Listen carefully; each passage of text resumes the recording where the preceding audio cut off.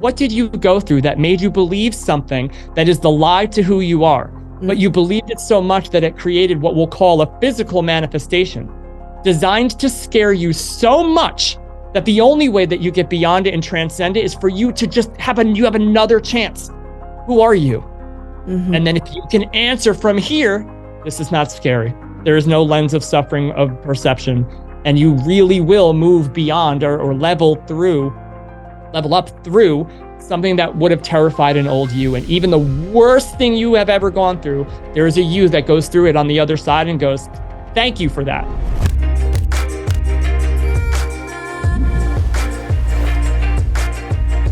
Welcome back to the Medicin podcast. My name is Mimi, and I have my glorious partner in life and love and podcasting and all the things with me here. What is going on, everybody? We are back on the Medicin podcast, and I'm really excited today for this one.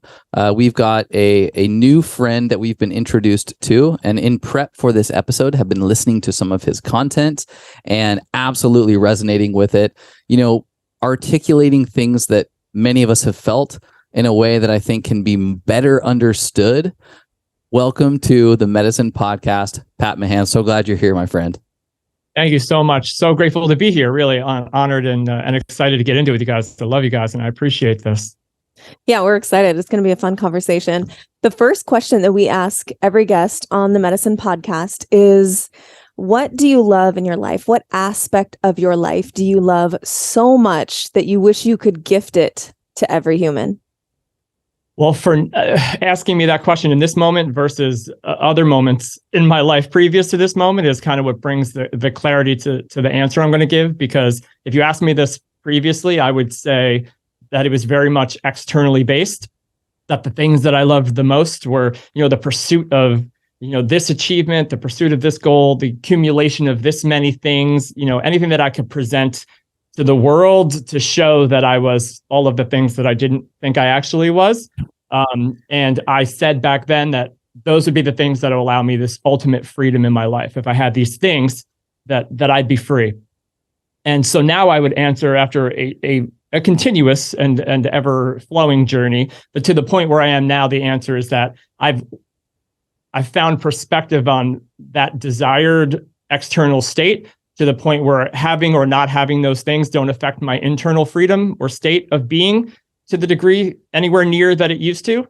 And that level of kind of inner freedom that gets reflected in the external experience is something that I'm here in my own way to kind of try to wake others up to. Mm-hmm. So that's what I'm the most grateful for is that in all of the times where I did not believe that there was a perspective to be found on things that I was struggling with, or, a freedom from an addiction to something, or some idea of something having a certain power over me and how I felt and what I said and what I did, the depth that we can find ourselves in that kind of an egoic personal mind hold, that I, with persistence and with clarity and with kind of this resistance to or resilience to the moments that you find yourself in, you can find clarity on anything and a perspective on anything. It's kind of like when you blast out of the personal mind and its story, there's like the unified, universal mind of what I kind of call collective truth, not my truth or your truth. It's beyond the personal mind scope of being able to grasp it, but it's always there. So that is the thing that I've been just so interested in and been searching for. And to the degree that I found it now, I would love to kind of share anything that could help anyone who's stuck in those loops experience an existence beyond the personal mind's limited story, really. Yeah. So it's like freedom from the inner world stories, whether they are true or not, and understanding that your internal reality, your internal experience doesn't have to be dictated by your external reality or circumstances. Right. So I kind of like to kind of say in a way, like, imagine like a first paradigm experience and then like an awakening to a second paradigm experience. So the first one is kind of where you're navigating life and you're just this blank screen of awareness, right? It's before you've even learned your own name. So like, as far as self-realization and the levels that a human experience has us labeling ourselves, The first one is like they call it the gross body identification, right? So your body, your physical body. It's the first thing you identify life, yourself as, or ego would identify you and say, me. If we were on a lineup and we were kids and there was an adult, you don't know your name yet, and they're like, you, everyone's kind of pointing to themselves, right? Me. So the I, the lowercase I, the ego, first thing it does is say me. And when you think that this is you and you're a separate thing from you, and then I'm separate from you, and I'm separate from you, like I'm my own identified thing. And then the next level of this is this identification to your personal mind. So it's the first day you learned your name, right? So they're like, Pat, and I'm like, no idea. I have no idea what you're talking about. But over time and repetition, it says Pat. And there's one day where I go, Pat. And then the story of me begins. And that story of me is it's my own little version of my own subjective experience of the blank, meaningless screen of reality, right? And I don't mean meaningless in negative connotation, just we apply the meaning. So as we're developing the story of ourself, it's I am good, I am bad, I am sad, I am lonely, I am separate, I am a victim, I am, whatever.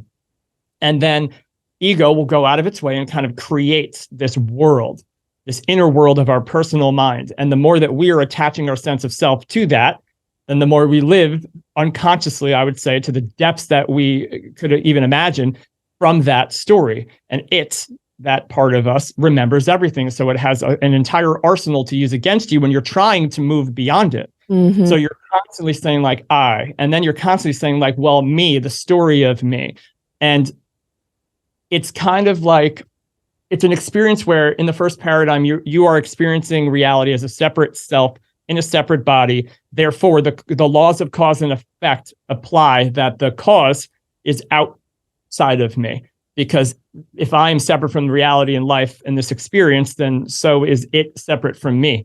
Therefore, as I see things and perceive things happening that seem to be or appear to be outside of my control, I am therefore the victim of it. So the first paradigm is cause and effect, is like things in the external reality, they affect my internal reality. I do not seem to be able to control this because it is what it is, or I am what I am in the story of me. And so therefore I must try to control or manipulate my external circumstances and those forces to look a certain way so that I can finally be okay. And this is where like that search for a desired result outside of our own sense of self to give us that freedom or that space. So in the first paradigm, I believe that we create so much momentum by believing that these things have power outside of us, by denying ourselves, right? But this is the unconscious, right? We don't know. We are unaware, asleep to, unconscious. It's not right or wrong, not good or bad. It's just whatever your story is, whatever the projections were, whatever you accepted yourself as, even if someone else was saying horrible things and your best friend turned their back on you and did all these things, like if you believe it, then you accept it and you kind of like put that on as your mask. You walk around and you try to, again, do things to get love or acceptance from other people, or do things to like, I feel bad, so therefore I have to do this thing in the world so that I can manage my inner state. And eventually I believe by design that energy, that momentum, that lack of knowing who we are, because I kind of fall under the idea that this is a game and we're here to realize that. I don't know anything beyond that. I don't claim to, but for my life and my journey, what I've realized, even in the most serious, disconnected, like really sad, depressed, or rageful states, finding a perspective beyond that, I'm like, of course the heck, like hindsight being 2020, right? Like, of course that wasn't, right? Like even when I was in it. So I've gone through that enough times for myself that I'm very confident that I believe that. It's tricky to use the word game because if anyone's listening to this suffering, I don't mean to downplay that at all, because I know what it's like to be in it. But what I want to do is bring a little bit of levity to it, because the more you fight that it's not maybe that, the more you're fighting for that limitation, and that's exactly what it wants. So I don't mean to kind of like lessen the intensity, but I do want to say that even in my most intense moments, through some things that I said I would never find perspective on, it showed up when I let go. And then I was like, of course, that's exactly what that was doing. So it seems like there is this journey to realize your sense of self, and it kind of follows patterns and paths and loops that present itself subjectively in exactly the way that you would need it to roll out, given to you exactly the way you need it by the version of you who's done it already, so that you can evolve to what that level of being and consciousness is in the world. You, your highest self, which is not separate from the source of the whole thing, knows everything you need to kind of move into whatever you want to be or who you truly are from a state of being, not what you're doing in the world, not if you're like a mechanic or a podcaster or like a mentor, like who you are being, doing whatever you're doing. Yeah. So that idea that we can kind of grasp that in the external world falls flat every single time and will suffer to believing the lie that there's something more powerful outside of you that has an ability to control your inner state. That's why like these dark nights of the soul, or if somebody's breaking down and they lost everything, like, again, this sounds so rough, but like, good. The best thing that ever happened to me was when I lost everything that I thought had some ability to make me look a certain way in the world, to get some approval from my dad, or to like have enough money to stand in a conversation with people who I really knew were better than me. Like, good that you lost all that, because I finally was like, now what? Like, and that's where you kind of get into the within part. You realize there's this whole other thing and start to really allow yourself, because what else are you going to do? You know, you're living in an apartment under a bed, holding onto the toilet because you can't even fathom what's happening. But that's the illusion breaking down.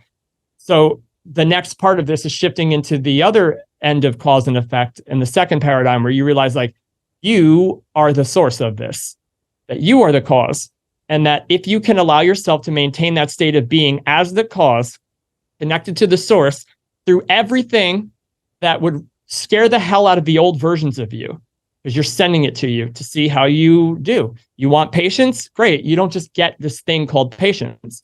If you were not patient and you have an issue with patience and you want to be patient, you're going to get a bunch of scenarios where you get to show and prove to yourself that you're it's not as like always magical as people are trying to like, oh, I just will have this added onto me or bestowed. Like, no, you're here to prove to yourself that you're the thing you say you are. Yeah. Yeah. I mean, like, that's the journey. And it can be really shitty because like if you ignore the hints to, let's just say, patience, to learn patience, the loops you're talking about, it comes back around with a little more like fervor. Yeah. It'll be a little more inconvenient the next time. It starts as a whisper and then gets louder. Yeah. And even like dark nights of the soul, which, you know, I've claimed to have had in my life.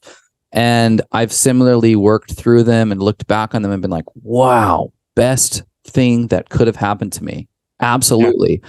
But I still, as I go through challenge in life, experience suffering with the knowledge and awareness that there's probably something beautiful on the other side of this, but still don't want the suffering. Yeah. I still hate the suffering.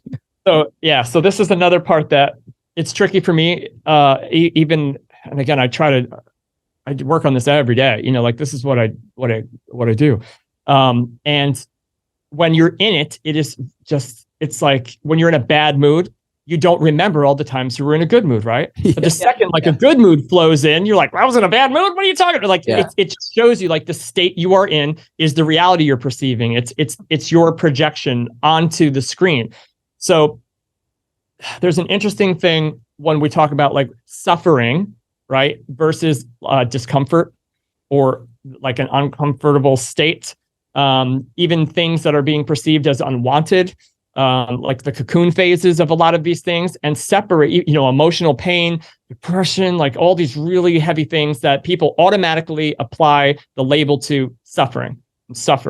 But there's two different examples of how you can maybe shift the perspective on the word. Because remember, the word is twice removed from what is actually happening. Meaning, if you wrote out the word suffer on the thing, like that word is not suffering. It's just a word, right? It's just letters. Then we figured out a way to say it. And even the word itself, suffer, like we kind of made that up, like to do the best we can to, but if you go beneath the letters and beneath the word to like, well, what does that mean? Forget the word. What does that mean to suffer? And then a lot of people automatically are like, well, it means I feel this certain way. I have this thing happening and it looks like this is going to be removed, or it looks like this change is occurring and I don't know if I'm ready. And this is just, it's keeping me up nights. I'm suffering, right? But if you can look at like even say an athlete or someone, right? So you have this mental and physical, variant here, and then you have this conscious experience of a sense of self. And if your old sense of self was that of victim and suffering, then it's designed to continue to try to have that be in your awareness, in your awareness. So if you look at like the moment that's being manifested right now, just as another buzzword, if you can imagine that, because you're kind of using, like, there's a past, right? Your personal mind and past. Anything that was ever you that you're referencing in your personal story, like, I don't know it. You do, right? And so it doesn't exist unless you give it your attention. Does that make sense? Like, as far as existence and power in the moment that you're in. So that would mean that if you lost all concept of your past and your personal sense of self and story, then there's a good chance that you might be perceiving the thing you're saying you're suffering through and not have that story, right? Like if you and I walked through something or a trail or who knows, whatever, we're walking somewhere and we get to the end of this destination and you're like, that was just terrible, ridiculous. That was the worst. This, did you see this? And did you see this? And did you see this? And I'd be like, I have no idea what you're talking about. What are you talking? But we could be locked in arms, like walking through. So depending upon what we've told our mind we want to see, right? And the story about why we say we want to see it, because there's some payoff. It's justifying something, right? Like you can't be a victim if there's no villain. So if you have a victim story, then you're going to walk around and look for all the villains to justify why you feel the way you feel. And the story that's going to perpetuate that we'll call suffering. So while you're moving out of that state and trying to find a sense of self that does not attach to or agree with or align with the victim anymore, you're still going to be presented with, I call them like final bosses. You're going to be presented with things that would have been brought to your attention because there's momentum. So like an athlete that's training for something, right? They're dying. You don't get much more suffering than somebody who's like, right? Like there's somebody that doesn't want to be at the gym or was forced to be at the gym or is doing it for somebody else. And this same emotion, like that's suffering. The lens in which they are viewing that, the reason they're there, why it's happening. I just don't understand. Why am I even doing that? That story is suffering, but the same act is happening in the world as somebody who's like really excited about training for a race. They know that breakdown and that entropy is positive and it's going to rebuild and I can't wait. So now they're experiencing the same thing in reality, which is a blank slate. The lens of self-perception that is feeding the story that is either suffering or like empowerment or, awakening, that's up to us. So it's similar. I tell a story to a lot of like people in calls. I'm like, imagine eating something that you don't like, right? It doesn't taste good, right? You just have something and you're like, I don't think I like that. Like, well, try it anyway. And then you taste it. Now you are aware of a taste that you don't like it, right? You're aware of it. Like, But now imagine somebody that's like, oh my God, that's the worst thing I've ever tasted in my life. Yeah. Oh, geez, like what? Like none of that has to happen. You know what I'm saying? Like that's all like a filter. That's all like you're putting yourself in this suffering state. But I've eaten to test this. I've been like, all right, give me something that I know that I can't stand. And then I'll eat it. And I'm just like, I feel all the same things, but I'm sitting there. I'm like, okay, I'm just not going to eat this again. Yeah. But I'm fine. Does that make sense? Like I'm just not gonna eat that again. I don't prefer that. So once you kind of get into the like, okay, I'm the source of this thing. I don't have to do anything that I used to do. Who am I? What am I? Who am I being in this scenario? Regardless as to what the scenario is, who am I being? And then from that, who am I being? It's what's the story I'm telling. The next part is like, you can be aware of the old story and just like the bad taste in your mouth, just go, huh. Like you can do that. It's like people who are struggling right now are going to be like, bro, but you can listen to the worst things you've ever said and just listen to it. And when you know that it's not you, it's a personal mind that you've been identified with, and it's actually designed to keep you safe because you're more terrified of getting outside of that predictable past story than you're so needing to stay in that because it's something you're familiar with, even if it's suffering. Yeah. Then letting go of that and trusting something, this higher source outside of you that isn't outside of you, but you were told it is. So therefore it's scary to trust it because you think it's separate from you. But when you realize it's not separate from you, it's actually you all the way up the line, wherever you go, there you are. Now all you need to do is build trust within yourself. And the more you go through these scenarios, showing who you're being, building trust within yourself, showing yourself that you are that which you say you are, it takes the entire first paradigm out of it. You don't have to worry about anybody else. You don't have to worry about what anyone else is thinking. You don't have to validate yourself to anyone else. You don't have to do anything that you used to do to get the thing you thought you needed from a person that is not here to give it to you. Yeah. So it takes so much pressure out of the experience of your day and your moment when you're just realizing that this is a you to you game. And the more you can fill yourself up with these truths beyond your personal mind, the one truth that we all have access to, then you realize, even though there's a process of like building that faith and that trust and that guidance and really like letting go when it's challenging, it proves itself every time. Mm-hmm. And I find that it's only to the degree that I'm hanging on that it doesn't show itself. Yeah. There's so many things I want to come back to. I know we're jumping into the deep end right away. I love it. Nature of the oneness that you've described, or even like spiritual bypassing, which is something that came up for me as you were explaining just the integration of that story or that past self, if you will. But first, maybe let's layer some context. What do you do in the world today? You're a really awesome podcast. Let's share the fact that you are an incredible host to a badass podcast. And then your journey is powerful. It's beautiful. So if we can spend a few minutes just unpacking the journey, a little bit of the context, and then we'll jump back into some of these juicy spots. Yeah, absolutely. So what I do now is I host a podcast, the Like Attracts Like podcast, and I do mentorship programs and kind of like one-on-one integration or groups with kind of humans who are on the same path, like an awakening journey, we'll call them, or a self-realization journey. So that's pretty much what I'm like doing now. I do it with my wife, Gina, who is just an amazing soul and a very, very intricate part of this journey as well. And proving out a lot of these, you get who you're being, not what you want kind of a scenarios. And then ultimately through who you're being, you find out that you do get what you want. She's a big pivotal role in that. But my journey started out as far back as I can remember with just a deep disconnect. That's the best way that I could describe it. Just a disconnect with and a feeling of a not belonging or a not understanding that I believe many people kind of think we come here with it. And I think it's also by design. And I think that people who say that they don't or haven't come here with it, I believe that that's their journey, because there's a thing that happens where when someone doesn't have some of the contrast, right? When someone doesn't have some of the struggles that many of the people in the awakened community have had, that's their struggle. Mm-hmm. So it's reversed. I can't identify with you. What happened? My life is all right. Like, why am I struggling? Yeah. Right. So now it's guilt and it's shame. It doesn't matter. It's the energy of guilt and shame and not enough. Or I don't belong or abandon. Whatever that is, I believe it is just, we just get inserted and it comes down here. And it's the catalyst that allows us to start going on the journey externally to find the internal, right? So mine was heavy. And my dad was a police officer. My mom was kind of like worked from home, had a couple of jobs. My sisters are much older than me.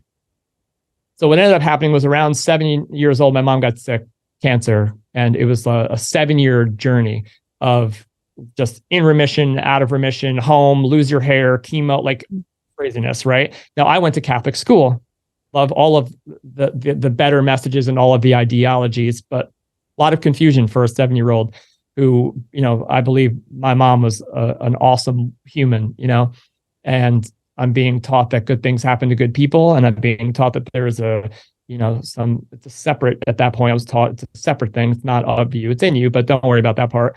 And it's just this amazing, giving, loving God. And I'm watching my mom literally disintegrate in hospice care in my living room. And, I was different from all of my friends. They could go out and play. I couldn't have friends over because I couldn't go in the house because mom's dying. Like, a lot of conflict and contrast, right? And so that just conflict with everything that I was being taught, and the fact that I went to a school that was like, this is all you knew, right? So I'm learning that in this all-inclusive teaching, school of love and non-judgment and forgiveness, there seemed to appear to be the other. This was my first introduction to the other. And the other was, there's kids that went to private, like a regular school, and they don't go to church every Sunday. And they have so there was like this other thing, and they were looked down upon. Mm-hmm. Like, they don't have the same, so I'm like, don't you guys see what you're doing? Like, from a very young age, I'm like, don't you guys see what you're doing the same thing that you're saying not to do, and you're doing it in the name of the thing that you're doing it for. Like, that doesn't make. So from a young age, I was just confused. And I didn't really have anyone to kind of to go to. I didn't know who to talk to, because the source of where my confusion was, like, what were they going to tell me? You know what I'm saying? I mean, I'm K through college at Christian school and Presbyterian, and both of us went to Christian school our entire life. Questions in front of the class that are seeming impossible to answer, except that the Lord acts in mysterious ways. That's it. So that's why I was like, hey, me and Pat Mahan. Yes, Mahan. Why is my mom disintegrating in my, you know what I mean? Like, she's a good person. Like, she takes me to church every Sunday. Can you explain, like here, if I showed you a picture, you would run. Like, why is this happening? Oh, because of course there's no answer, right? At that level, or at most levels of like the human experience, until you really kind of hit certain levels, which most people don't stay at, in order to know that even that there's a perspective. But a young kid, like, trying to listen to other humans who weren't doing it, like, that's the thing. Like, your message is not terrible. There's no humans doing it that I'm aware of here. So you're trying to tell me something, but you don't understand it because you're not doing it. So, like, I just felt a lot of that in my personal experience. I'm not saying that's what's happening, but in my personal experience, I had that heavy. And so it led to all of these questions. Now, my mom passed away when I was 14, almost 15. And there was a tremendous amount of relief, which is also confusing and terrible. When you're a 15-year-old and you're seeing someone suffer and struggle, and you were like really looking at mortality in that way, and then you have your questions of like this higher power, and like, wait, so we don't apply? And now I have this terrible guilt and shame, because there was a part at the end where I'm like, I just go. Just take her. This is terrible. This is terrible. And there was part of it that like wanted her suffering to end. And selfishly, there was part of me that kind of wanted to just be a kid, you know, and like get back to it. Yeah. So this isn't getting better. When does this end? And that's just something that took me a long time to really resolve also. But the same thing resolves it, but it doesn't appear that way, like on the journey. You know, the same connection to the same thing resolves all of these things. But for me, I kind of went the long way around. And so once that happened, I noticed that my family went bink and split.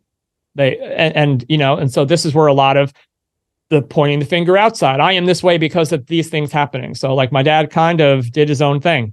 And at the time where I felt maybe we should have all pulled together. My one sister was basically my mom's caretaker and was like, I have done so much. She was 20, like, go. You know what I mean? My other sister wasn't even living at home. She had some things going on with herself, you know? So I found myself 15, kind of raising myself and just going wild, doing anything that I could to find whatever relief that I could. And then I noticed an interesting thing happen where I found this unbelievable craving for like my old man's attention. And then that turned into literally anyone's attention. And so from this place, now this goes back, I always thought my mom was like the issue, but it goes back further than that, to this disconnect that I felt even well before my mom was sick, like just not fitting in. I'm like, oh, wow, I was so focused on this. I didn't even go all the way back. So inside, just this, I'm not enough. I don't fit in. I need to perform in order to be accepted. And it just started this whirlwind of me trying to like, I raced motocross in my life, and it was like, be the best that I can be here, do this. And it seems it's so accepted in the world and in the unconscious. It's so accepted that like, I'm like, am I doing good? Am I doing good? Do you love me now? Do you love me now? Like from the place. And it just built and it built and it built. And I was like, it's this thing like the, when I get that, then I'll be. I just did not give up on that. Like, no matter how many times I'd get it, because I got it every time. Like, I got it every time. Meaning, like, there was a point in me in my journey in this part that I was like teaching manifestation, like, you'll get it. But then like, there was another clarity that was just like, don't do that. Not yet.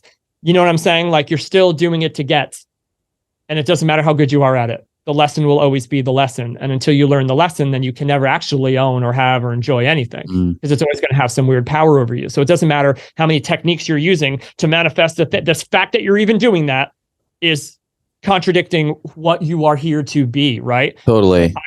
I went on that journey of just more money and more houses and more things and more achievements and more. And honestly, no one cared. And so that's just at that point reflecting the, I don't care about me. So since I don't care about me, I'm willing to do anything to see if you care. And that can't be. But in the beginning, I'm just going at it. And ultimately everything crumbled. won my biggest motocross title, my dream come true, literal number one plate in the district championship. Like this whole thing, 4 days later, broke my leg in an accident, in motocross accident. Broke my leg. I was working at a bank, which I hated, but like lost my job. Couldn't work. That was in 2008 with the recession. Lost everything. My houses, I mean, it just fell apart. The beginning of like a marriage about to crumble. And then I never done a drug in my life. And then I started like I became addicted to painkillers for like a decade. And that led me to all these other chemicals and all these other, just chasing this thing. Yeah. And the more I chased, the lower I got.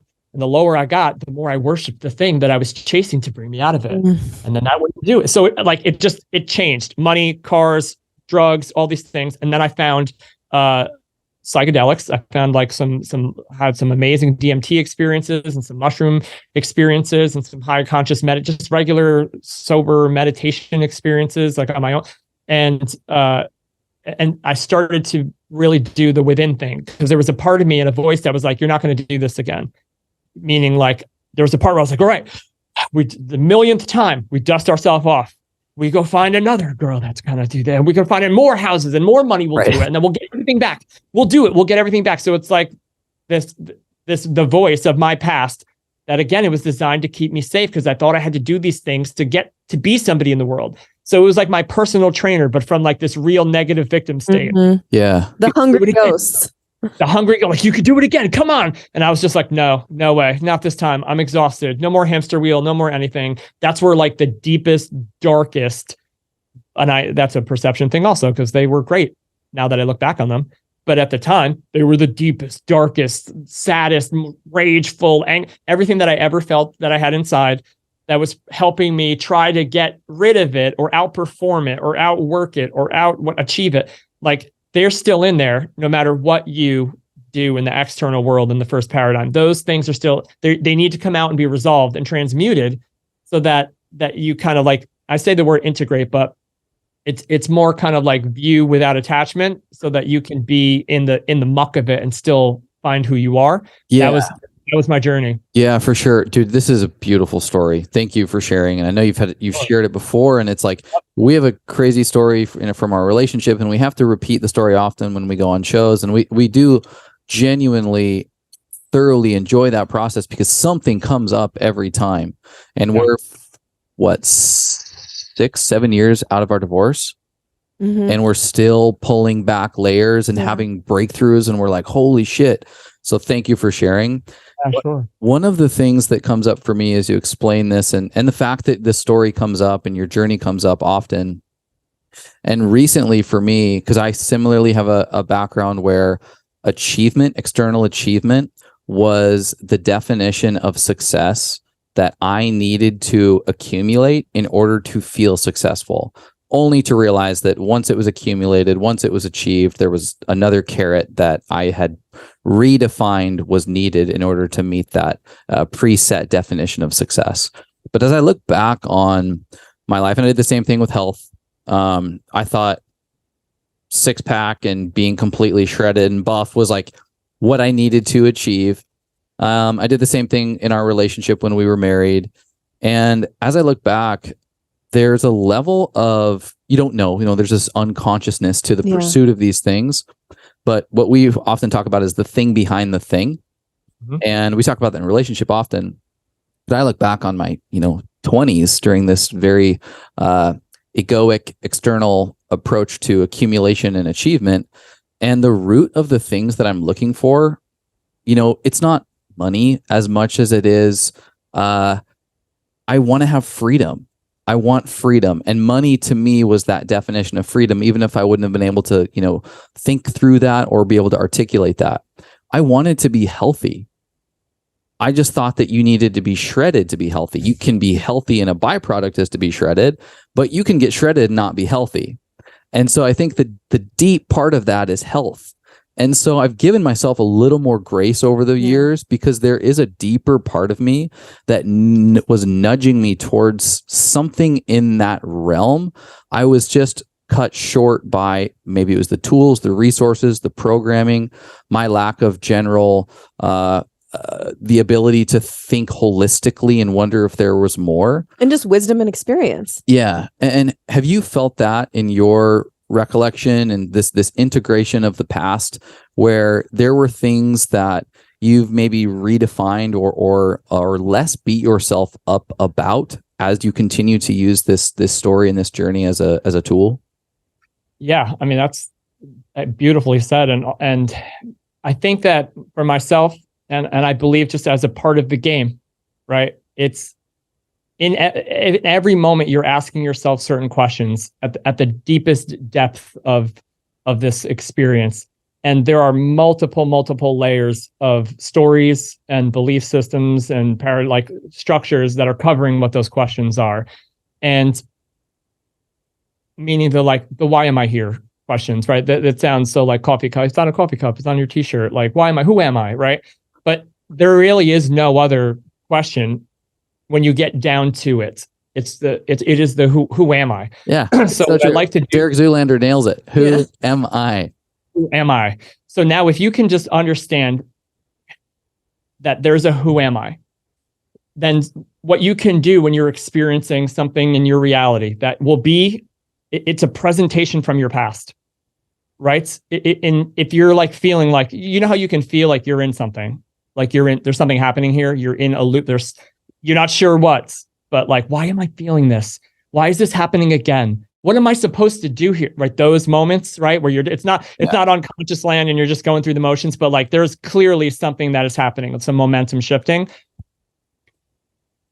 Because it's only you in the room, right? In your journey, you're viewing life through your own lens of your self-perception when you're unconscious to this, right? If we're going from the complete contrast of the separate self and victim, right?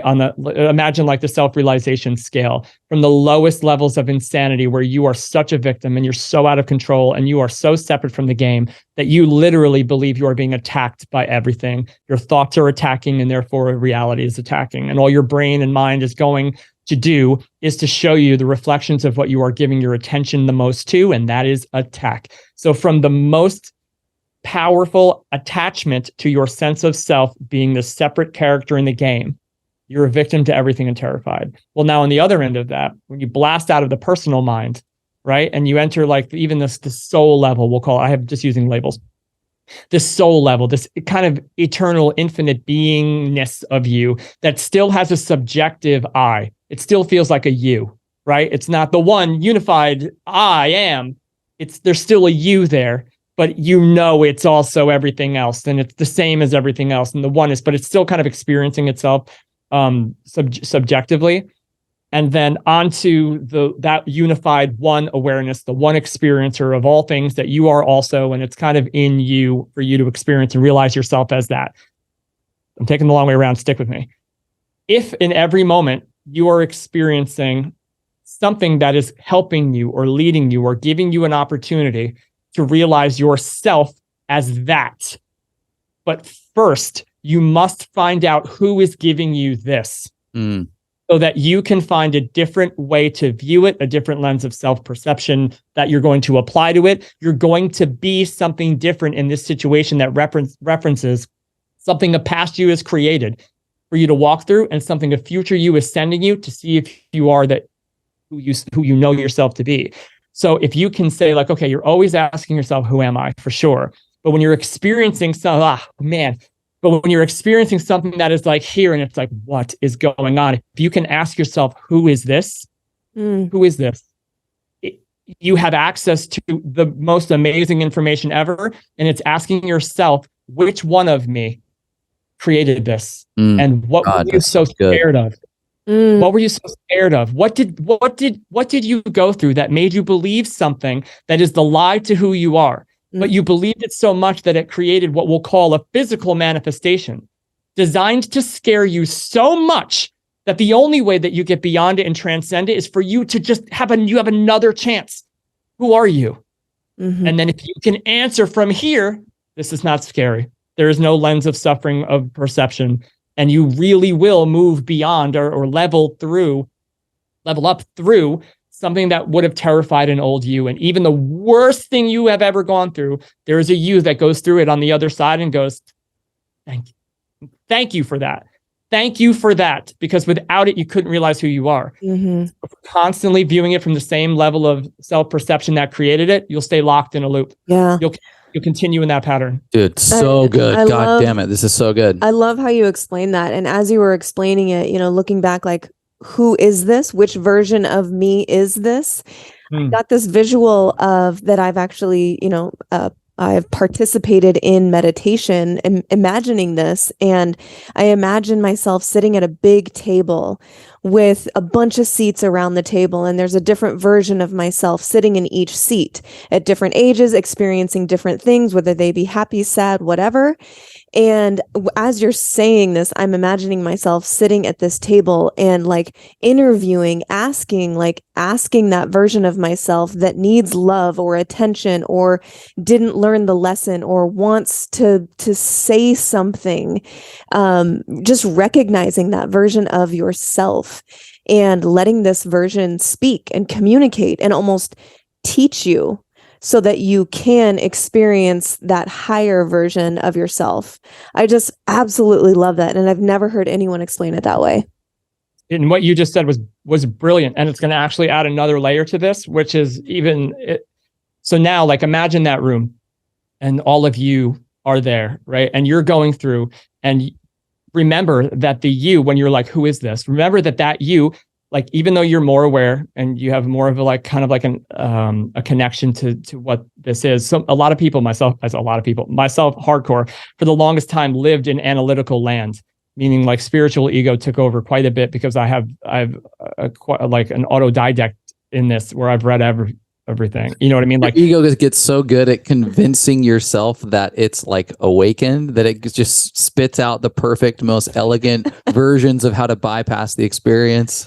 And so therefore I wouldn't take the action in the world. Yeah. I would then beat myself up for not seeing a change, or why does this keep happening? Like, I know too much for this to be happening. So spiritual ego is a thing that could come in and keep the people who have really kind of like dove into this and they have this dialogue, even if they've had high conscious experience, like, when it comes down to do the thing, it's not something in the world you're doing. It's actually your example is so brilliant. And I just want to like use it if I can, or play off of it, because remember, like, as you're sitting in this room and you're seeing all of the different versions of you, and finally you're not running from them. Finally, you're not judging them. Finally, you're kind of like, you are the one who's going to be there. And you're saying like, what?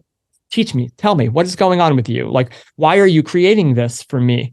Again, what is happening? When you realize that at first we have to, like in a shadow work exercise, similar to, you go back and you understand that the version of you that's about to speak from whatever age that they were at, right?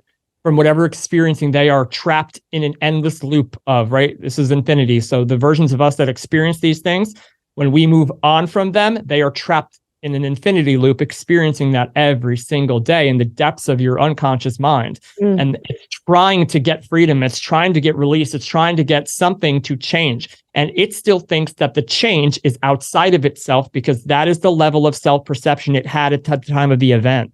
So it is trying to unconsciously get you as a body to move and navigate towards the things, like it's pulling the puppet strings, because it believes that its relief is outside of itself. So it's not until we wake up to realize that that is not true that we can do exactly what you said, sit him down in a room. Who is this? Who is creating this? And then you will hear, I am. And now, remembering that that version of you went to go outside to get validation from a parent or from a teacher, or from a relationship, or to bring more money and to feel good, right? Or to have achievements and goals. And, I want to be healthy, don't get me wrong, but I want to be like, I need people to see this. Like, y'all need to know what I'm doing here, right?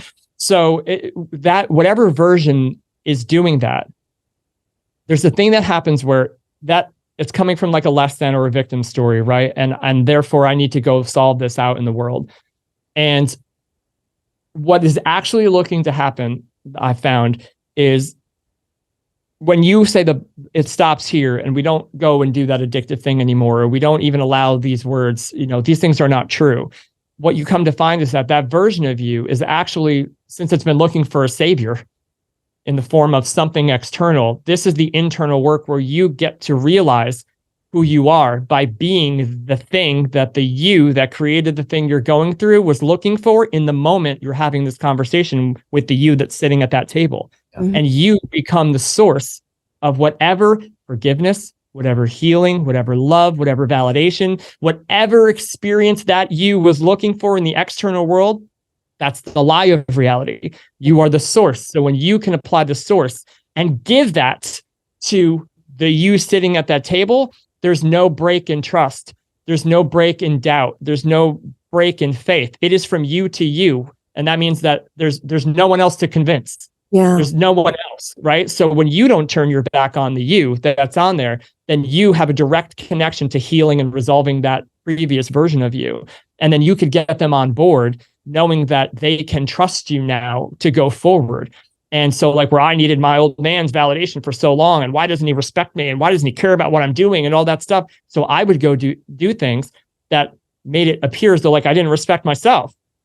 To get respect from him, I would go murder my body in a motocross race, pushing myself way further than I ever should have, redlining constantly and putting myself in these absolutely beyond, not risky, what's the word? Reckless situations to try to get love and approval. So I'm trying to get love and approval from an outside source, putting my body through things I would never do if I loved myself. So how it can't, you're always going to get who you're being and what you're being. So it wasn't until I was like, what do you want from him? What is it that you want? What do you think it's going to be? And then I listen. And then it's a tough transition sometimes for people who are really attached to the outside. They don't want to let that go. But when you can really be like, no, I'm here, like I got you, and we're gonna do this now. We're me and you going forward. And then it's just open. Like, is there anybody else? Is there anybody else? Like, I'm here now. So you realize that you are the you that came here to save you. It takes the complete external out of it. And you can really walk through some stuff without that lens of suffering. It's all by design. This is so well articulated. And I want to pull a little bit on, because I think it resonates for a lot of people, and it surely does for me. This idea of, hey, you don't need external validation. There's a level of love for oneself where you are able to validate yourself in some capacity. Self-love, another one of these crazy buzzwords that's thrown around all the time, which is a shame because there's so much value in it and there's so much meaning towards it. Yeah. And it is so challenging for someone even like myself who's quite rational and analytical and wants to systematize things. Like, what is the formula for self-love? And I have felt moments of just like overwhelming gratitude for myself and have made so much progress, and to say that I'm like, man, I think I'm in a pretty good spot. But I also still have challenge explaining to others and even thinking it myself at times. Like, I still don't take a compliment well. Even from me, I still don't like, public acknowledgement of something. Even though I still kind of want to be valued and respected and all these other things, but there's like, what's the steps? What are the steps to self-love? And I don't know if it's just looking at yourself in the mirror and saying you're worthy, you're handsome, you're worthwhile. I mean, look, as far as affirmations go, there's no good or bad. It's just a lens applied. So some people have amazing experiences with affirmations, right? It depends on where you are, who you are, and what you're perceiving the affirmation to be. There's other people who are so in disbelief of what they're saying, even though what you're saying will say is a more positive thing, closer to the truth of who you are. If you are in disbelief of that, it will create more resistance to it. Because, and this is what I want to kind of get back on what you were saying, like not taking a compliment well, not wanting to be recognized. Well, I go, I haven't earned it yet though. I'm like, so this is going to be great. Done for you. So this is going to be great. Okay. So yes to all those things. Let's say that, again, inside of the personal mind that we're talking about here, right? The personal mind, the you of it all, that people sometimes humans are like, okay, so here's my negative mind. And I've been in victim mode and self-sabotage mode for a long time. And this is the story that it says. These are the events that happened that I am aware of that kind of suggest these things to me. I've been listening to it unconsciously for a very long time. It has created horrible, as perceived by me, patterns in my life, and I don't want to do it anymore. So then what they do is they start to read about and self-affirm and self-love, what we'll call more positive concepts about the self, but they're still contained in the personal mind. So something you could say is like, that which you believe is not something that you know, because there's that room for doubt, right? It's a mind. It's still a separate self that believes it needs to know something that it doesn't know, but it's trying. If you have to put energy towards believing something, it's probably not something that is to the level of unconscious competence yet, where you don't have to put any effort towards believing the thing because you just know in every cell of your body.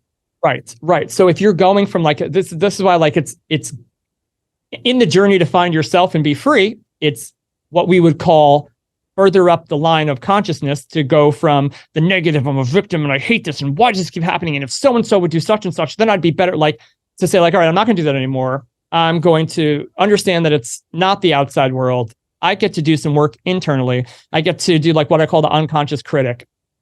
It's listening to the critical mind, writing it down, journaling, listening to what it's saying. Like when you're eating something that you don't like, right? You're aware of what you're saying, but you're not attaching your sense of self to it and reacting to it as if it's truth. Right. You can hear the worst things your mind has ever come up with and just be like, huh, that is wild. Like oh, no wonder. Like, how is it? Wow, you're creative. Yeah. Wow, how could anything be different in my life when this is what I've been listening to, right? Where they say ego is a terrible servant, or a terrible master, but a wonderful servant.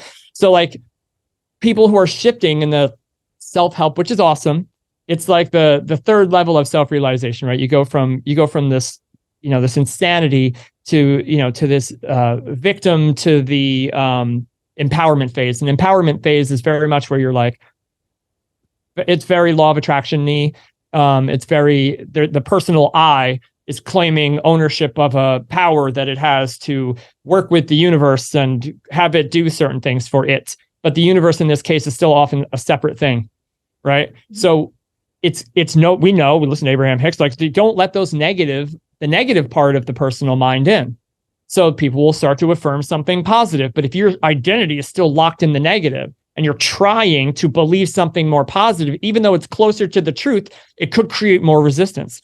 So when it comes down to like, yes, more positive affirmations like I am love, I am free, I am success, that's closer to what you actually know yourself to be without any restrictions from your limited mind at all. When you're just fully in that knowing state, I believe we are all just that, connected to it. The difference is we've all been given, and free will is another topic we'll talk about here. Do you know Aaron Abke? Have you ever heard of him? He's one of our best friends. Best friends. Happy to intro you to Aaron. We were literally in his wedding. So, that's crazy. So yeah. So free will is something that is a very interesting topic. And so we can say that the one thought of free will is that you're allowed to believe that you're not the thing that you actually are. And the second, like similar to like A Course in Miracles, if you're familiar with that, like that. So the second, like that you allow yourself to believe that you're not that which you are, a world unfolds. And it begins to unfold and show you everything that would be created for you in that journey to need to rediscover who you are. But it's also, if there's only love or fear in this kind of an example, what is it that you're experiencing that you don't want to experience, that a previous version of you is showing you in this moment through like, I can't receive things very well. I don't want to be the center of attention. I haven't earned it yet. So which version of you went through something that created this lens of self-perception in the original thought that says that you are not the ultimate gift of giving and receiving, right? That says that you're not worthy. Who was it that said that? What happened in your life that like kind of came? So now put this in another step. Ego believes in the voice that's kind of like using you and your personality and saying like, there's an I am claiming ownership of an idea. Well, what's the idea? I, in this story, am not good at receiving. Why? Because at some point in my life, the I that is saying this felt threatened by receiving. There was a fear to receiving. You were called out. You were made to feel you were ungrateful. You were something, there wasn't enough to go around and you spoiled it. There was something that happened in your life that took it from like, thank you, to like, I want to hide in the corner. Like I used to want to go open my Christmas presents in the corner.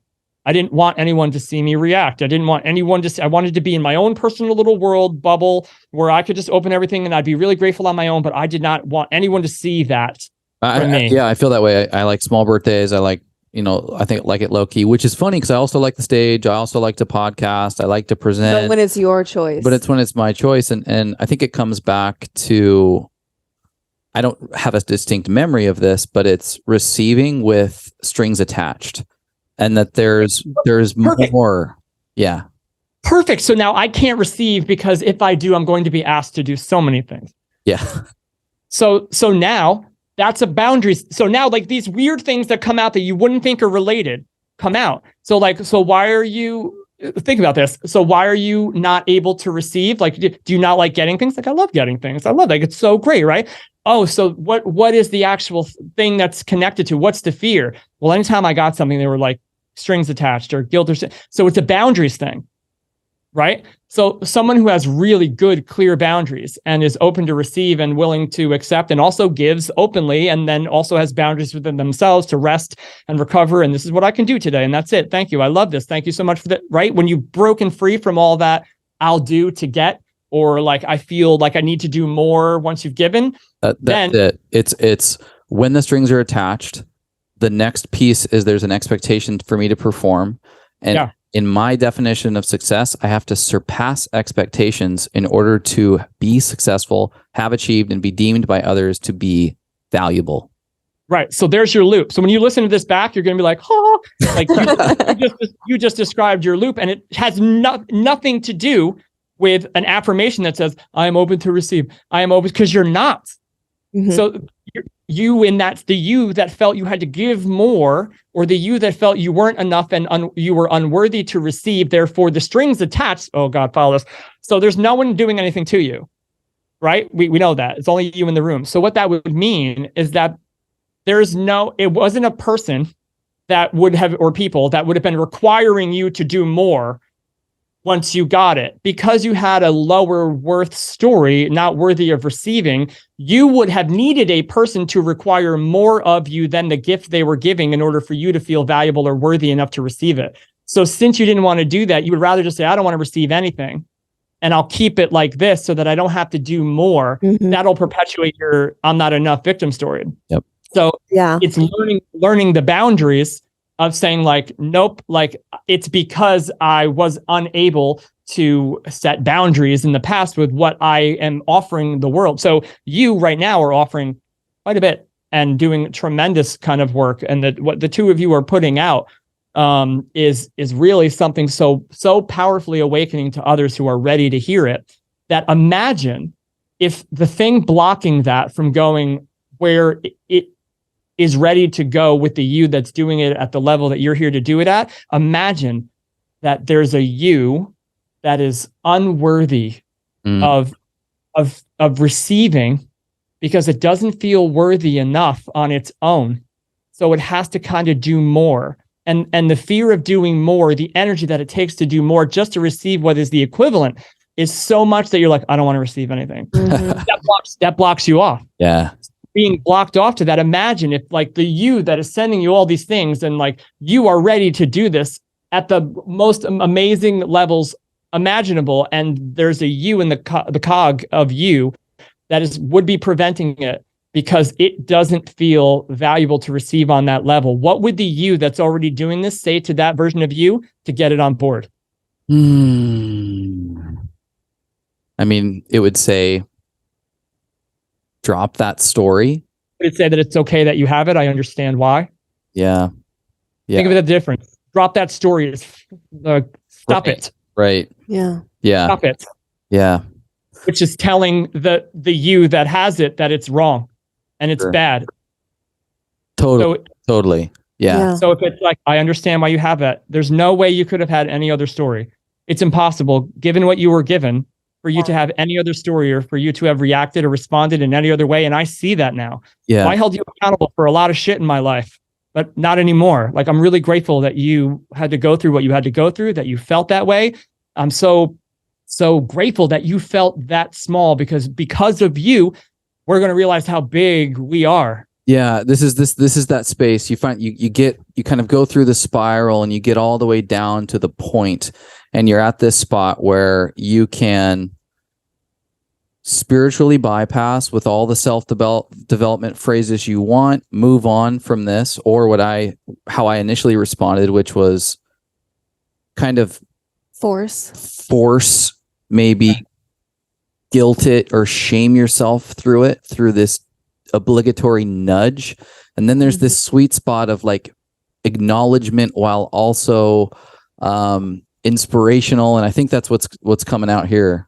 And allowing and acceptance Yeah. and acknowledgement. So that's it. So now the loops perpetuate themselves and they use the same energy to do it. And it uses whatever it's got to be able to apply that energy. So when we're saying like the you that didn't feel enough to just simply receive, that felt it had to do more, I guarantee you that there was guilt and shame in that process. The outside world was guilting and shaming you for receiving or being you or just whatever it was. And therefore, as we reparent ourselves in this higher conscious experience of who we're being, even at this state, there was a part of you that was like, drop it. Yeah. Drop it. Right? Which is that part of you that's ready to be released because we're aware of it now. So now it's got no choice. Yeah. So that part of you that was maybe unconsciously doing that over and over. So imagine just this version of you that feels kind of small and doesn't want to receive and feels like it needs to be big, but like also is fighting how big it wants to be, like small poppy syndrome in Australia, like, right? Like big, but I'm going to get cut down. Yeah. I want to grow so big, but I'm going to get cut down. So I'll just stay small. So like this is the fight. And so like when we get really, really big, or when we have this thing that we want to be, the thing that's protecting us from whatever the threat is to being big is guilt and shame. And it just cuts us back down. And that's how maybe there was some aspect of like guidance or parenting or friends or whatever. That was the loop they used. Keep you in your place and you better be grateful or whatever it is. So now you are the one who came here to save you from that by showing the version of you who has that it's okay that he's got it. And you completely understand why. And we don't do that anymore, but like, come with me. Let me show you what freedom is because it's not what you think. Mm-hmm. And that conversation is the freedom that version of you was looking for. I promise. And really doing that in a session, like on your own or like what it can change the game. And then what will happen is you're going to be like, oh my God, this is going to change the game. And then you'll feel it start to come in again. Right? Like it's just like, yes, this is it. And then no. It'll just be a different flavor. Yeah. The past will try to come in. So like when you come up with the affirmation is there is no variation of this guilt or shame or fear in any way, shape, or form that will ever affect me again from living my fullest and highest self, period. None. Nothing you can throw at me. Yeah. And then all of the versions have no choice but to be like, yeah, we can't fuck with that. So we're gonna do this. Can you say that again one more time? And no, I can't because I have no idea what I said. I'll try to reiterate and see if I was actually like listening. It's just that you're basically like channeling, and so your mouth can barely move as quickly as your mind wants it to. And so I really want to pin this here for the listener. However, you said there is no variation or form of guilt, shame, or judgment now or ever that will ever have any impact on me. On you just from here or on me, on my experience, on my ability to be my highest and fullest self at any point in my journey ever again, ever.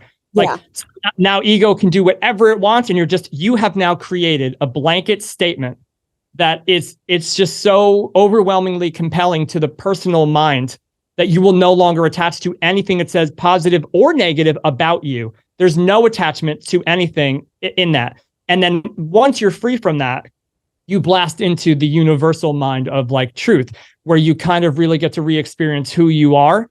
And you can listen to and hear all of the story, the positive, the negative, but like you're in the audience and you're just like, whoa. So from that vantage point or perspective of the higher self, like I said, like none of these things that I say or like anyone who's saying, like, we don't own it. And that's the beautiful thing. There's no me that wants to take credit for a single word that's being said. Clearly. Whereas the old me used to only want that, you know what I mean? But there are certain truths that we all have access to that when we hear them, it's just unbelievable. And the higher you kind of go and know it for yourself, it is the simple things that resonate. And they were there the whole time. Like I come out like a meditation experience And then I come out and I'm like, that was the most profound introduction to myself that I've ever had. I heard every story, positive and negative, from every part of my life that I've forgotten, that I was like dwelling on, everything. I heard it all, but I heard it from like this different place where I knew it was all okay. I knew it was by design. There wasn't 1 second out of place, even though the whole time I thought it was. Like from this place, looking down at that conscious experience on the stage of reality on earth, I knew everything was perfect. And then I come back down from that and I see like a t-shirt that says like, be here now. And I'm like, that's it. That's it. It's like the simplest things, right? Like be here, breathe. And I'm like, you just have to breathe. Like it makes so much sense when you're connected to it, that in its most simple form. But if there's any part of the old story that can get in, it'll prevent you from feeling it. And that's where we'll live in that spiritual bypassing mind, the analytical mind that's like, yes, be here now, but like you don't feel it. Yeah. Or the judgmental or the judgmental place. I experience this all the time. I'll be having a great conversation or in meditation or reading a book that's blowing my mind and it's just hitting, oh my God, yes, yes, yes. I believe this. I'm experiencing it. How have I never had these thoughts before? This is so amazing.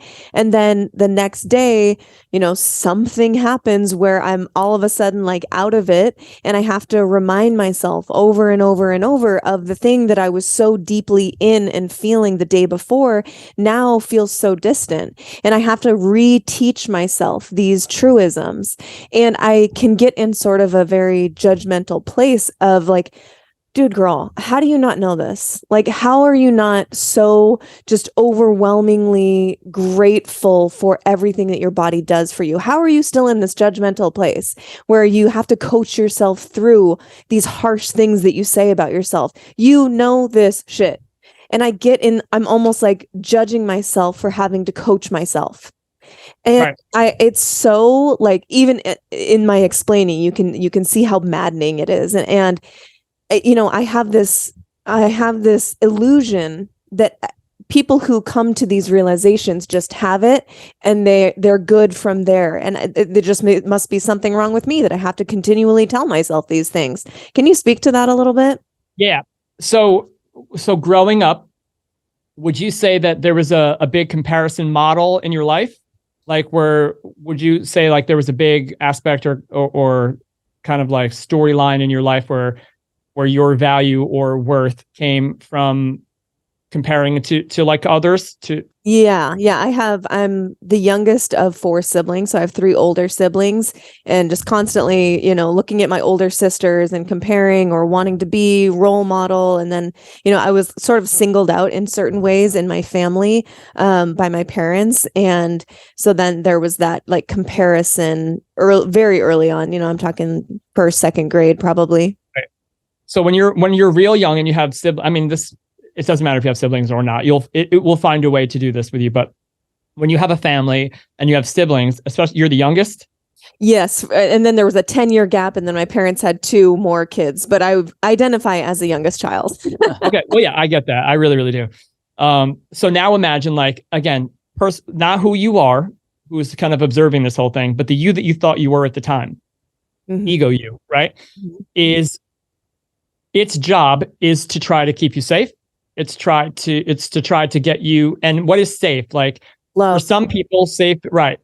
Love. And I like there's some kind of a connection that we're looking for from the people that we believe were put here to show us that in the first paradigm. Again, this is where like if you get to some of the stuff that happens to us when we're kids, you really do have to like if you dive into it in the depths of the story and ego in this reality, like you'll get lost. Mm-hmm. And it's designed to do that. You really have to cover some of these things with this is by design, even if there's a component of it that I couldn't possibly fathom thinking is by design, like that too. Mm-hmm. It's all of these things. Whereas like if you start to do the singled out where it's like, well, not that one, not that thing, then it's just the whole who gets to decide what is and what isn't. Right. So if we're like, okay, some things are absolutely by design. I have so many examples of so many amazing things that at the time, I didn't think they possibly could be. And then hindsight being 2020, I have found that like, whoa, that was wild. That's so amazing that thing that was, I would say at the time was the worst thing ever. I found perspective and now I wouldn't even have this or wouldn't be able to do this or be this without it. Thank goodness for that. This must be by design. So if there's something new that comes up, or if I'm going backwards in my personal story and I'm like, no, not that, I can't reconcile that, like that's a trap. So I kind of like to say, if you can do your best to have such a degree of trust and blanket statement of it's by design, then you can live in hindsight is 2020 in the moment you're in. And you get to bypass all of the needing to go through a simulation in reality to get to the point where you find clarity, right? Sometimes you have to suffer and struggle to get to the point where you wake up and let go of the thing or redefine the thing or reframe the thing and then say like, oh, that message was there the whole time. Like there's a message there the whole time. So if you can live in hindsight's 2020, looking back, you'll be more free in your mind or in your space to accept the part that I'm about to say. And that is that when you're the youngest in a situation and you have siblings, the personal mind story of you that doesn't know that it's safe and believes, and at this point in the story, it does rely on others, right? It does in the beginning of the game, we're helpless little kids. We're just sitting there, right? And if you notice, what we're doing is we're trying to find a role. So everyone is going to try to find a role that is best suited to get what they think they need to maintain their survival. Yeah. And so if you are the last of the 4 in this scenario, then 3 of the potential roles have already been taken, right? Maybe there's the athlete, maybe there's the scholar, maybe there's the goody two shoes, maybe there's the reckless badass, maybe there's someone that is like, I was like, okay, so my one sister is an artist and my other sister is an athlete and I don't know what I'm going to do. So I'm going to be the worst person ever. I'm going to go and you literally nailed my sisters. One was an artist type. One was the athlete, Right. That's crazy that you just nailed that. So I am going to do the exact, I'm going to find the funny one. I was the comedian. I will crack be jokes. Goofy and do weird things to like get laughs and get attention and sort of get love through the acknowledgement of, oh, Megan's funny. Right. So the Joker mask, that's what that is. It's one of the masks that we wear. The Joker mask is that which will define yourself as somebody who can provide levity, somebody who is, amazing. But follow this too, because it's going to make sense to what you just said before. The Joker mask, when you realize your value and your worth is completely predicated on your ability to be funny and to be in a good mood and to make other people laugh and to be the star of the show always and all the time and to never be off and to always make sure that you can keep everything like everything's light and airy because I'm the Joker. I'm funny. I'll crack a joke at any time. You will almost never give yourself permission to be any other way because it's a threat to your survival. It's a threat to your acceptance. And it's an accept to you receiving love. So therefore, the judgment model loop will come in hard because anytime you try to allow yourself to feel anything that is human, you will tell yourself not to do that, or you should know better, or what's your problem? Don't you have this licked already? And then you'll turn on yourself. And so like the Joker mask is a tricky one because it is the world would not know you were struggling or suffering or going through anything. They can't because it's a threat to you. So many of that experience, I did it myself. Like we suffer in silence before we wake up to these truths, right? And then so when you just realize that all that was happening was, if your role is, what would you say the biggest, like if you have shame, you have guilt, you have judgment, you have like fear is the construct of all of it, but like, what would you say the main one for you is? Is it judgment? Like comparing you against your sisters, comparing you against like friends or like this parent against that? Is it a judgment thing? It's a fear of being perceived or viewed as incompetent and unable to do the thing, whatever that is, whatever the thing in question is like, oh, you don't actually know what you're doing. You're totally incompetent. That sort of feeling. Can you remember, if you could go back as far in your timeline, can you remember, or do you have access to what maybe one of the first times that ever happened was? Like if ego is timestamped and memory is timestamped in a personal story, there's going to be a time that was like the first time. And when ego experiences that fear level or that embarrassment or that thing, it stamps it. It's a timestamp in your personal mind. And we'll say, that's not good. People don't like this, or we have to know it all, or we have to consume all of this information. We can never not know something. We can never not feel like this again. So we're going to avoid scenarios where that might be the case, or we're just going to judge and compare or feel judged by and live in that loop. And we push it down and try to again, joke maybe our way out of it. Can you remember a time maybe school, not picked on the playground, you were called for an answer, raised your hand, you got it wrong, like something? Yeah. It's weird because there's so many like things that are like bleeding and blending together from childhood, but it was really just like it was a call out from my dad at a very young age, one-on-one. He was doing his best at the time, but basically sat me down and had a conversation with me. And through this conversation, on the receiving end of it, I just felt so unloved, unworthy, and just like sort of on my own to figure it out. Without any help. And so it was like, if I don't figure it out, I'm not lovable, obviously. Now, do you believe, we're going to Byron Katie this, do you believe that's true? No, definitely not. Not now, but for most of my life, I definitely did. So how do you feel you show up in the world now, knowing consciously that that's not true? Do you still see evidence of it in your reality? Do you still see evidence where that version of you that sat down at that table and had the conversation with your father, is there any part of her that is still trying to get your attention?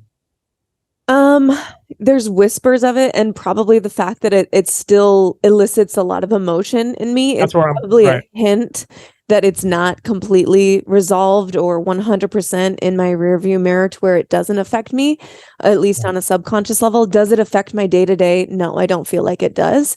But just the fact that when I speak about it, sometimes it still elicits emotion. Obviously, it still has some level of grip on my subconscious. Have you ever kind of like gone back and tried to talk to her? Oh, yeah. And this was actually a realization I had in meditation before I even knew that this was a thing that you should do with your inner child, I guess, was just deep in meditation, and went back to that moment, that conversation with my dad, and stood above it as myself today, and just like watched my little self and watched my dad doing the best he could at the time, which was way off of what should have happened, but he was doing his best. He thought he was doing what he knew to be love. And I, grabbed my hand, my little girl hand, and was like, I'm here to help you now. And he's doing his best. Don't listen to what he has to say. I'm going to get you through this. And this is actually going to be something that you learn to alchemize and actually learn to help other people in the future. And so I held my hand and walked off with my little self. So I have done that. Yeah, that sounds excellent. Yeah. I don't think I could have said that any better. I know I couldn't have. So with the two of you were doing this, right? And you have a mission and you have a message. Is there anything because this is interesting too, with the two of you, and we both went over the two different things that are would be hovering, right? As far as a potential to whatever, is there anything that you guys are working on or going through now collectively that seems to be a block that would be using both of those things to try to get you to move beyond or transcend? Is there a theme, any kind of a theme? There's a consistent theme, and I'm just so transparent. I have a full-blown career and have had for quite some time, where I'm sunsetting quite a few attributes of this career. Some of the projects that are included, some of them are brutal to sunset. I've been very involved. I love them dearly. You're talking about something completely separate than the experience that we were talking about, though, just for the listeners. Yes, totally. But in the dynamic of the relationship, what started this business that we have, this podcast, we've got products. It's so much of our passion is to be in this space, having these types of conversations, that I think the allocation of time, energy, resources for me has been very fractional. And we've had long conversations around hey, what does this look like to just give a stab at this version of us in a very full, complete, dedicated, intentional way. And I think we're kind of on the cusp of that in a lot of ways, but it's been in the conversation in both of our minds for quite some time. What do you think?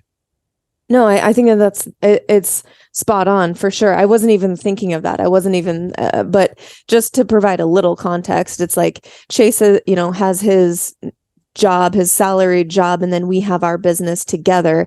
And since, we've been back together in part 2 for the last 4 years, we've been sort of building this business, but it's my full-time thing, and Chase has been able to like add to it as he can. And I think that there's been this fear of both of us, like, if we just dive both of us headfirst into this thing, will our combined efforts be enough to support the life and the lifestyle in the future that we want to build together? Will it be enough? Am I saying that correctly? Yeah. Yeah. But yeah, I would say personally for me, is there any, your question was, is there any sort of block in the world? I don't necessarily know if there's like one block that I can point to or put my finger on. It's a sort of imposter syndrome, sort of just like a diluted kind of flavor across different aspects of my life and my being that I constantly have to remind myself, like, no, you are worthy, you are this, you are capable, you are this, sort of the affirmation. But there might be 1% or 2% of me that still doesn't believe it, that might be connected back to that 3rd grade version of myself that is, having the tears now. Right. Is there a little bit of like, what if we're wrong? Yeah. Oh yeah. Oh my God. Yeah. Yes. Yes. Quote that. I've thought that a million So what would times. so this is going to tie in also, but like, what would it mean if you were wrong? If I was wrong, Have you ever allowed yourself to consider, without the emotional charge of the fear of what it would imply, what if you're wrong? yeah. Does that make sense? Yeah. So go ahead. Go ahead. No, I was just going to say, it's like, I like to think of myself with a very open mind, and I like to, have openness and like, yeah, prove me wrong. But I don't know if I actually, really believe that. Now listen to that. Similar to drop it. Prove me wrong. Mm-hmm. When you realize there's no one else but you. Yeah. It changes. When prove me wrong is like who would be proving who wrong, because the highest version of you doing what you are here to do, it's not a right or a wrong, it's just simply being done. Yeah. So now you have the you that knows that you can, which is the you, by the way, both of you, that is kind of trending you in this direction. If there wasn't a knowing, you wouldn't be following this type of a path. Mm-hmm. Now that knowing is kind of also accompanied by years and maybe lifetimes of what you would call the doubter, right? Which again, we're allowed to believe that we're not that, right? That in you is already doing it and expressing whatever this turns into from that place for both of you, because that's who you are and it's in you. So that's happening in a reality somewhere, and that version of you doesn't have any of these, the doubts or the prove me wrong or the what if we're wrong. But I would say that the one thing that can allow you to shift, if you choose, into that reality where those things start to kind of go would be, so I speak with a lot of people who would have like what you might call like relationship scenarios, where so there's a human here and then there's another human, and they want to break out of that experience, right? They think they're being led to something else, and it's got to be somebody else. It can't be this person. In these situations sometimes where it's like you break apart, and then each person goes on their own journey, and then they find themselves, and then they come back together, and it's like, oh, like here you are. You just had to shed all this other craziness. And then we found each other again, right? Like that's an option. But to a person who is so attached to their old story and to the story of the other person, that fear that it could be the person that they're with, again, is so terrifying to the person who doesn't trust that all they really want is to be happy and to be free and to be open. So if the version of that person that you are like, it can't be that person. It can't be that person. Just, this is going to make sense, I promise, even though it doesn't sound related. It can't be that person. It can't be that option. I am saying that I know better, and it can't be that option. Then there's no way that we could move towards the option that we're trying to say that it is from a place of love and acceptance and knowing and faith. It will always be propelled by fear of it can't be this option. Right? So if you can just be like, okay, what's your biggest fear in this? And you're like, what if we're wrong? what if we are wrong? And what if we are we're not the people? What if we're not the people? Like everything that you're positively affirming away. Like, what if you just wrote that shit down and you're like, what if we are wrong? And this is an absolute dumpster fire and we are laughed at by everyone. And everyone finally, like, there was a big kink in our armor. We have no idea what it is yet, but somebody's going to point it out and we're going to find out. And it's going to be on the news. It's going to be on, I don't know, global internet news that you guys suck. And like, what if that we're just going to write that out and you're going to look at it? If you can look at that, and at some point, with all of your fears combined, because I promise you they're playing off of each other, you guys are doing this together, consciously and unconsciously, for a very, very particular, powerful reason. And it's not just like a you or a you. There's that, but there is also a you that's happening here. And you're playing off of each other in probably a really beautiful way.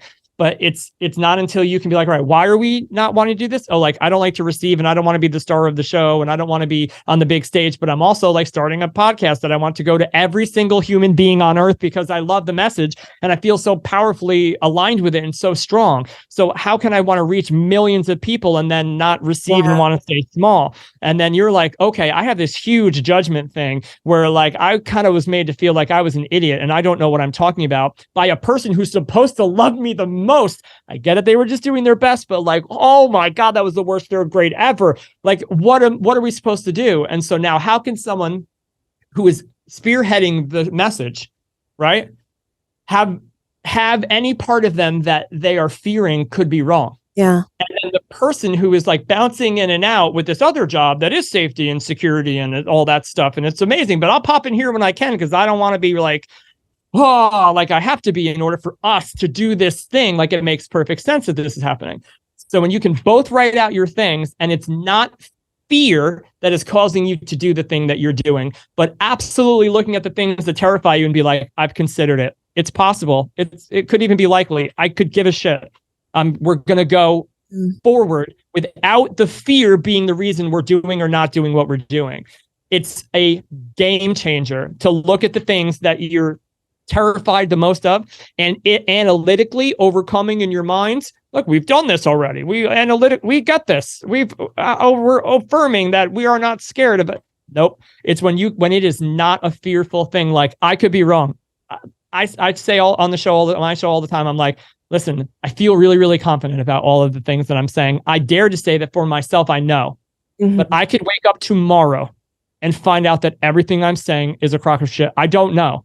I have no idea. And I don't claim to know beyond right now what I know for myself. I am going to kind of postulate that I think everyone has access to the same level of knowing beyond your limitation, but I can't know. Yeah. But so I'm okay waking up tomorrow and being completely wrong, as long as the thing that's telling me I'm wrong is access to a higher truth that I wasn't aware of yet. I'm okay with that.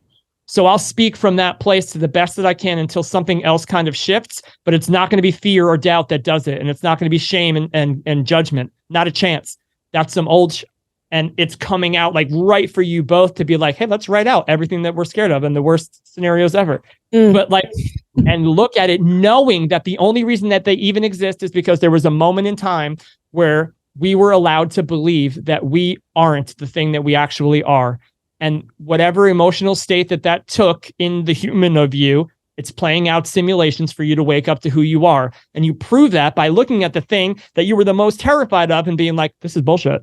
Yeah. You got this. Do we do this or not? Like, it's still a choice. And that level of clarity can boost you into the next dimension, if you will. Oh, man.